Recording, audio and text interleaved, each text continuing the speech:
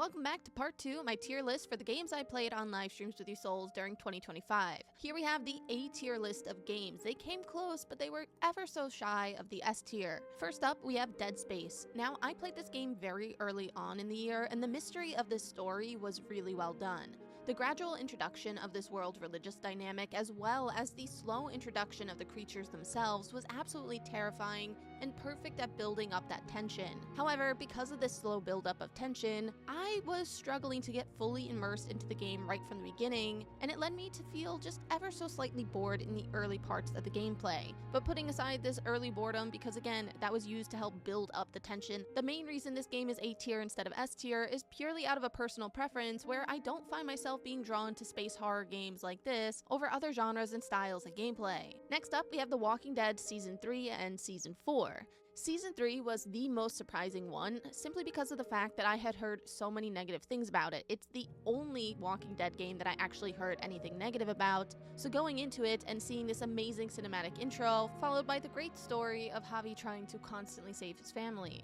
I also enjoyed seeing Clementine from an outsider's perspective, but that being said, I do find Clementine's sections to be just a bit weak in the flashbacks in terms of the overall depth and detail to her character building, and the dialogue in those scenes just isn't the strongest. And I also found myself kind of emotionally struggling to connect with Javi and his family at times due to some of the more absurd plot points within this game, but I did really enjoy my experience playing this game, and the cinematography in it was really dramatic and over the top, and I absolutely loved it.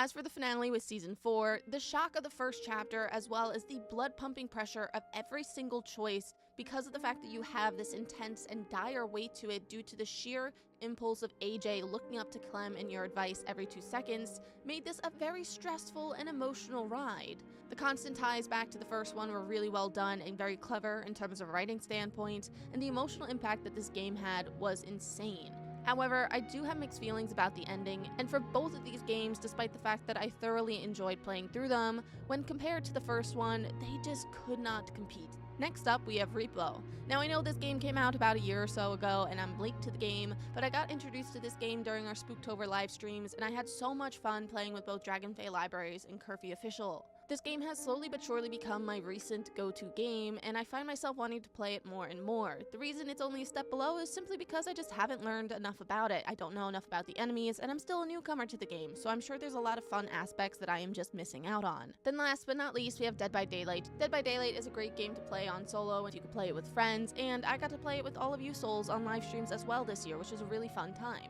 Not to mention all of the constant collaborations that Dead by Daylight has with different franchises makes it really fun to see different characters from your favorite horror stories showing up in this game.